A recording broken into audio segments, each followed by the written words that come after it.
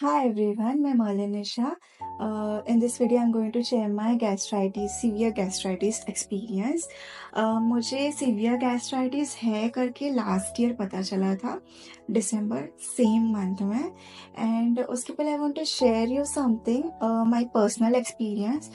3 साल पहले मुझे मेरे मास्टर्स जब मैं कर रही थी, तब मेरे कॉलेज के अपोजिट में एक रेस्टोरेंट ओपन हुआ था। वहाँ पे चिकन समोसा करके एक जंक फूड था। तो फिर मैं कभी बाहर खाती नहीं हूँ, बहुत रेयर रहता है मेरा, बचपन से आदत नहीं थी। बट फ्रेंड्स सब जा रहे थे करके मैं गई उनके साथ एंड मैंने भी वो ऑर्डर करके खाया। उसके बाद से मुझे सीवियर डायरिया होने लगा। बहुत सारे क्लिनिक्स में गई, मुझे डायरिया की टैबलेट्स देके पर्टिकुलर टाइम के लिए मुझे अच्छा लगता था, ठीक होती थी एंड वापस मुझे वो स्टार्ट होता था जब मैं कुछ थोड़ा सा भी तीखा, थोड़ा सा भी मसाला वाला खाना कुछ खाती थी तो मेरे को बिल्कुल जमता नहीं था। मैं मेरे फेवरेट्स फूड भी घर का कुछ भी नहीं खा पाती थी एंड मुझे ऐसा लगता था कि मेरे को ही क्यों ऐसा हो गया, क्योंकि मेरे साथ और भी थे जिन्होंने खाया, पर इट्स सो गुड कि उनको कुछ हुआ नहीं। पर मेरे को ही क्यों हुआ, मैं बहुत वरी हो गई थी, बहुत स्ट्रेसफुल हो गई थी। मेरा पूरा पढ़ाई में भी बहुत प्रॉब्लम हो गया था क्योंकि मेरी तबीयत बहुत खराब होने लग गई थी। फिर थोड़े दिन के बाद मैं ठीक हो गई ऑटोमेटिक, पर तभी भी मुझे कुछ कुछ फूड नहीं जमता था एंड उसके बाद मैरिज के बाद भी सेम प्रॉब्लम हुआ। और जैसे बेबी कंसीव होने के बाद कुछ महीने तक नहीं था, जैसे 5th मंथ हो गया तो severe diarrhoea and severe stomach burning होता था। जैसे बेबी ग्रो होने लगा तो मुझे बहुत बर्न होने लगता था राइट साइड में। और मैं बस कर्ड राइस खाती रहती थी। बाकी कुछ फूड वगैरह थोड़ा भी कुछ मेरा फेवरेट फूड खाया मैंने विद लिटिल बिट मसाला और चिली पाउडर, कुछ भी लिया मुझे नहीं जम रहा था 5th मंथ के बाद।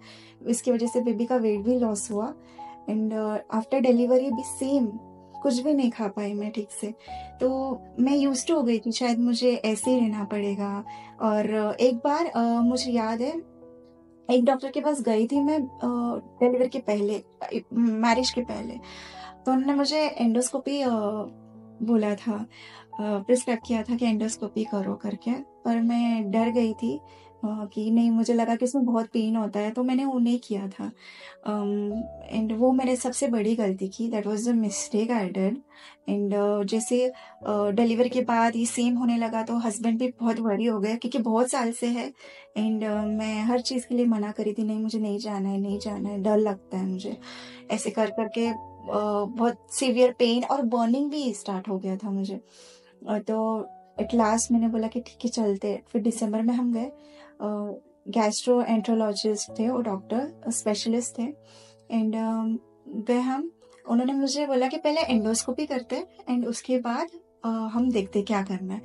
तो मुझे बहुत डर लग रहा, मैंने बोला कि एंडोस्कोपी से पेन होता है क्या? डॉक्टर बोले नहीं कुछ नहीं होगा, आपको एक नंबिंग स्प्रे मारेंगे एंड ठीक हो जाएगा, आपको कुछ समझेगा भी नहीं।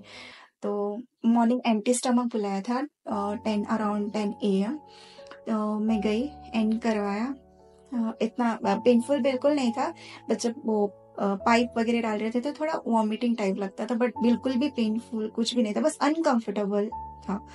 एंड फिर मेरे हस्बैंड को दिखाया, देखो यहाँ पे ब्लीडिंग हो रहा है, उनको सीवियर गैस्ट्राइटिस है। जैसे रिपोर्ट आया और उन्होंने मुझे एच पायलरी, जैसे ये बैक्टीरिया ऐसा दिखता है, एच पायलरी एक बैक्टीरिया। तो उन्होंने रिपोर्ट मुझे दिखाया, I will be sharing my report.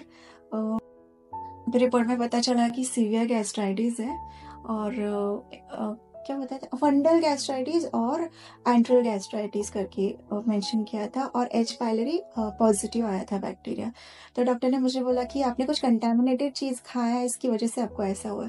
तो मुझे उसी मोमेंट पे समझ गया कि मैंने उस दिन उस साल जो चिकन समोसा खाया था कुछ साल पहले, उसी की वजह से मुझे इतना सफ़र करना पड़ रहा है। एंड पहले मुझे उन्होंने 14 डेज का किट बोला था बैक्टीरिया किलिंग का, और उसके साथ उन्होंने मुझे योगर्ट डाइट भी बोला था कि क्या-क्या डाइट खाना है आपको, क्या-क्या डाइट लेना है आपको एंड मेडिसिन्स पहले बहुत थे, बहुत बड़ी लिस्ट थी। मैंने धीरे-धीरे करके कम किया मेरा मेडिसिन। स्टार्टिंग में डायरेक्ट उन्होंने मुझे बोला कि कुछ नमक नमक भी कम लो एंड कुछ भी मसाला के बिना खाना खाना सीखो। अराउंड 2 टू 3 मंथ्स मैंने वैसे खाया। कंसिस्टेंटली मैंने वैसा खाया कि मुझे ना ऐसा हो गया तो मुझे वो ठीक करना ही है करके। कर्ड राइस बहुत ऐड किया। फर्मेंटेड फूड खाने बोला था, इडली डोसा, वो भी बिना कोई मसाला चटनी के बिना खाने बोला था एंड सॉफ्ट फूड बहुत लेने बोला था। हार्ड फूड उन्होंने मुझे बोला मत खाओ। मैंने बहुत डिफ़िकल्ट था। मेरे को ऐसा होता था मैं कुछ खा ही नहीं पा रही है, मेरे फ़ेवरेट चीज़ेज़ वगैरह कुछ नहीं, फूड वगैरह कुछ नहीं ले पा रही। बट वो हस्बैंड का सपोर्ट एंड मॉम सब बोले कि नहीं कर ये थोड़े दिन, ठीक हो जाएगा, ठीक हो जाएगा।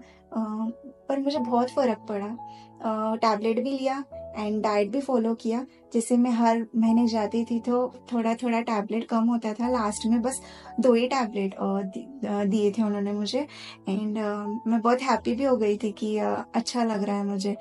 पर उसके बाद अगेन मुझे कुछ-कुछ सर्टेन फूड स्टार्ट करने के बाद भी मुझे कुछ-कुछ फूड से जमता नहीं था। तो मैंने डॉक्टर को बोला तो डॉक्टर बोले आपका गट हेल्थ वीक है, आपको कुछ-कुछ फूड को सैक्रिफाइस करना पड़ेगा।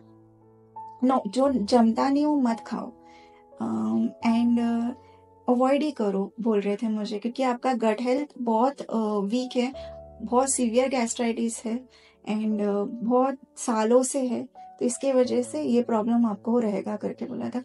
तो अभी भी बहुत सारे फूड मैंने अवॉइड किए हैं एंड जब भी कुछ बाहर का खाने का मन करता है तो मैं मेरे हस्बैंड को बोलती हूँ तो वो मुझे घर पे ही बना के देते हैं एंड तो इसलिए मैं बाहर का खाना भी मिस नहीं होता है।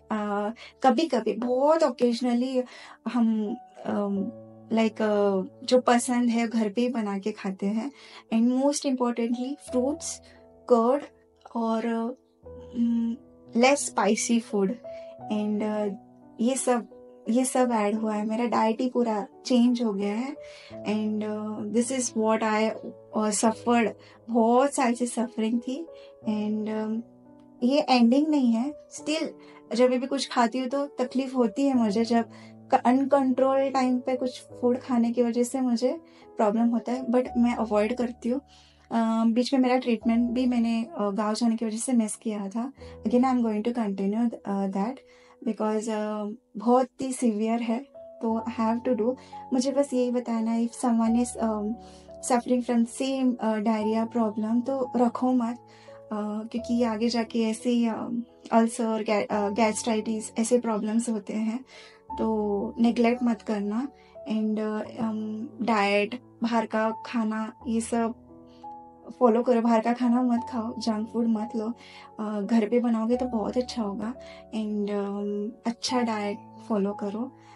This I want to share with you all and this was all my experience and this all was about how I overcame the problem and we'll see you in next video. Thank you.